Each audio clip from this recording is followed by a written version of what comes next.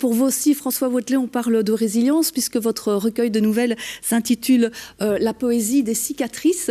C'est votre troisième recueil de nouvelles avec cette théière recollée. Quel est le fil conducteur entre toutes ces nouvelles? Eh bien, c'est la résilience. Donc cette théière recollée, elle n'est pas recollée de façon aléatoire. En fait, elle est recollée à l'or. Donc ça s'appelle le kintsugi. C'est un art japonais qui est vraiment la symbolique même de la résilience. Donc c'est-à-dire comment, après avoir été cassé, au lieu de vouloir masquer les fêlures qui sont inhérentes au processus de régénération de l'objet, eh bien on les met en avant, on met de l'or dans la colle, ce qui fait que du coup nos faiblesses ne sont plus une faiblesse justement, mais deviennent une force. Et donc l'objet tel qu'il est, même s'il est cassé, eh bien, est nouveau et peut être une œuvre d'art. Donc il est possible d'être encore plus beau après avoir été cassé et de pouvoir vivre une seconde vie. Et donc voilà, donc moi dans ces 15 histoires-là, ce sont des histoires courtes, mais je dirais qu'elles sont très intenses, elles sont très émouvantes. Donc ce sont des personnages qui ont été, je dirais, bagarrés par la vie et qui vont apprendre à se réparer, à essayer de devenir justement plus forts et plus beaux qu'avant. Il y a cette thématique de la résilience, mais ça part quand même un peu dans différentes directions. Je note quand même que votre amour du théâtre est présent aussi. Oui, oui. En fait, déjà dans l'écriture, puisque j'ai écrit en jeu. Donc moi, j'ai vraiment envie que le lecteur qui lise se mette vraiment à la place du narrateur et soit au plus proche de lui. Donc du coup, c'est au présent, c'est en jeu pour être vraiment pour découvrir les choses avec le personnage, ce qui permet aussi de préparer parfois certaines chutes, puisque parfois le personnage peut se tromper, peut mentir, etc. Et donc du coup, voilà, le théâtre, il y a une nouvelle qui est vraiment très, très forte à ce niveau-là, qui s'appelle Rouge Chabanais, où là c'est vraiment, donc c'est une comédienne qui a 67 ans, qui a plus de 50 ans de carrière de théâtre, et qui va être atteinte de la maladie de Charcot. Et qui va devoir mener son dernier spectacle jusqu'au bout. Et puis elle va perdre sa voix à la générale, à la dernière répétition. Elle va quand même vouloir le faire, et donc on est dans les doutes du metteur en scène, est-ce qu'on maintient quand même, est-ce qu'on annule? On est dans les doutes de la journaliste qui n'a pas son interview et qui ne comprend pas pourquoi. On est aussi dans la tête du spectateur qui vient voir la Chabanais, comme il l'appelle.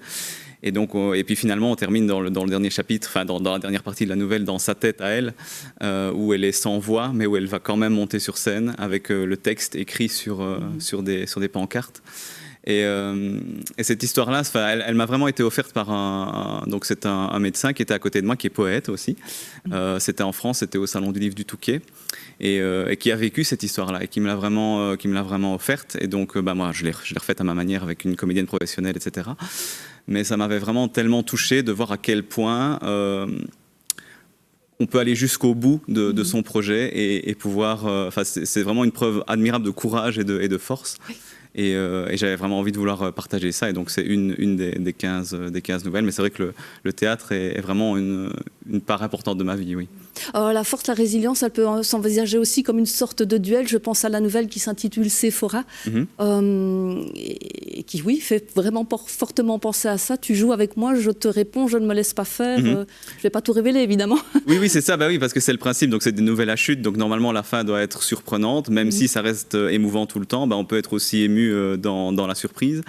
Et donc, dans celle-là, c'est une manière de parler de la sclérose en plaques et donc de voir comment on peut... parce que dans mon recueil précédent, dans Constellation de notre ciel, il y avait une nouvelle qui s'appelait Sephora, où là, ça a été vraiment la première rencontre avec elle. Et ici, on est dans une lettre à Sephora, où 2 ans plus tard, le narrateur s'adresse à sa maladie pour lui dire, voilà, j'ai déménagé, je suis loin de toi, je vais essayer de me reconstruire malgré tout.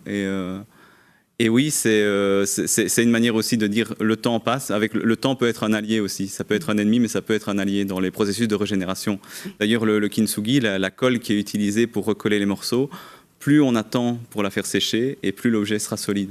Bien sûr. Donc je trouve que c'est une belle symbolique. Je crois que j'ai écrit parce que j'ai envie de préserver les choses. Je me sens un peu comme... je sais pas, j'ai l'image d'un taxidermiste qui me vient en tête. C'est comme si un papillon passait et que moi je vais essayer de l'attraper et essayer de le mettre sous un globe. Donc en fait, un papillon qui va passer, on va le voir quelques secondes, ça va être très furtif, on va vite l'oublier. Mais le livre, il reste. C'est ça, le mettre sous globe, en fait, c'est une manière aussi de pouvoir mieux l'apprécier, mieux voir ses détails, mettre des zooms sur certaines parties, etc. Bon, sauf qu'au travail du vivant et de l'émotionnel, contrairement à un taxidermiste qui travaille du mort, mais ici, pour moi, c'est vraiment une manière de figer dans le temps quelque chose qui est fort et essayer de le rendre le plus universel et le plus beau possible, en fait.